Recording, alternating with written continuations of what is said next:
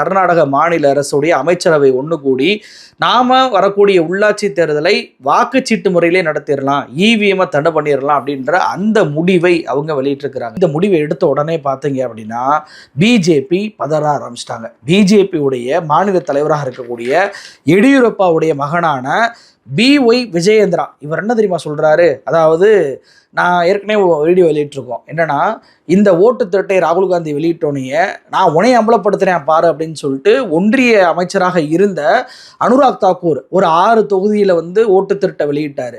பாருங்க, இவங்களும் ஓட்டு திரட்டை பண்ணியிருக்காங்கன்னு சொல்லிட்டு முதலமைச்சர்ல இருந்து ராகுல் காந்தியிலேருந்து டிம்பிள் யாதவ்லேருந்து அகிலேஷ் யாதவ்லேருந்து அபிஷேக் பானர்ஜி வரைக்கும் அம்பலப்படுத்தினதாக இவர் சொன்னார். ஆனால் ஓட்டு திரட்டை பிஜேபி ஒத்துக்கிருச்சு. அப்போ 244 பிஜேபி எம்பிக்களும் ராஜினாமா பண்ணுவாங்களா அப்படின்ற கேள்வியை நம்ம அந்த வீடியோவில் கேட்டிருந்தோம். அதே போலவே பார்த்தீங்கன்னா, எப்படி மோடியை அந்த பாஜகவுடைய எம்பி அனுராக் தாக்கூரே மாட்டி விட்டாரோ அதே போல மீண்டும் ஒரு முறை மோடியை கர்நாடக மாநிலத்துடைய பாஜக தலைவர் மாட்டி விட்டார். அவர் என்ன சொல்றாருன்னா, திரும்பவும் பேலட்டுக்கே நீங்கள் போகணும்னு முடிவெடுத்தீங்கன்னா 2023ஆம் ஆண்டு கர்நாடகா சட்டப்பேரவை தேர்தல் நடந்துச்சுல, அது இவிஎம்ல தான் நடந்துச்சு. அப்போ 136 காங்கிரஸ் எம்எல்ஏக்களுமே ராஜினாமா பண்ணணும். அதே மாதிரி 2024 நாடாளுமன்ற தேர்தல் இவிஎம்ல தான் நடந்துச்சு.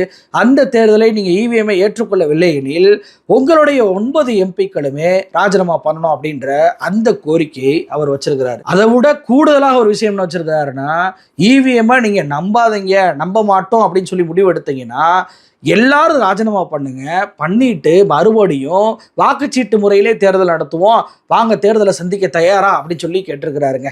இங்கேதான் அவர் மாட்டிக்கிட்டாரு. அதாவது கர்நாடக மாநிலத்தில் வாக்குச்சீட்டு முறையை கொண்டு வருவதற்காகவே மீண்டும் அந்த வாக்குச்சீட்டு தேர்தல் சட்டமன்ற தேர்தல் முழுக்க நடத்துவோம்னு சொல்லக்கூடிய இந்த விஜயேந்திரா இருக்கார்ல, இவர்கிட்ட நான் என்ன கேட்குறேன் அப்படின்னா, இதையே நாடாளுமன்றத்துக்கு நடத்திடலாமே. 2024 நாடாளுமன்ற தேர்தல் செல்லாது. 2024 தேர்தல் முழுக்க பார்த்தீங்க அப்படின்னா வாக்குச்சீட்டு முறையில் தான் நடத்தும். நாங்கள் 240 பாஜக எம்பிக்களும் ராஜினாமா பண்ணுறோம், நீங்கள் இந்தியா கூட்டணியுடைய 238 இந்தியா கூட்டணி எம்பிக்களும் ராஜினாமா பண்ணுங்க, எல்லாரும் ராஜினாமா பண்ணிட்டு வாக்காளர் சீட்டில் நடத்திடலாமே. நீங்கள் கேட்குற அந்த கோரிக்கை என்பது கர்நாடக சட்டமன்றத்தை தாண்டி ஒட்டுமொத்த இந்தியாவுக்கும் பொருந்தும் தானே. ஓவராலாக எல்லாத்துக்கும் நடத்திட வேண்டியதானே, பண்ணலாமா? அப்போ எப்படி இவர் மோடியை மாட்டி விட்டுருக்கிறாரு பாருங்களேன். இதைத்தான் DK சிவகுமார் கேட்குறாரு. என்னன்னா, எப்போ மாநில அரசு ஒரு தேர்தலை எந்த முறையில் நடத்தலாம் அப்படின்னு சொல்லி முடிவு பண்ணுறாங்க. அப்படி முடிவு பண்ணும்போது ஏன் உங்களுக்கு பதற்றம் ஆகுது?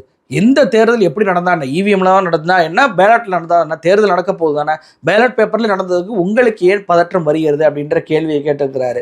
இந்த பதற்றம் ஏன் வருகிறது அப்படின்றது தான் நம்மளுடைய கேள்வியுமே.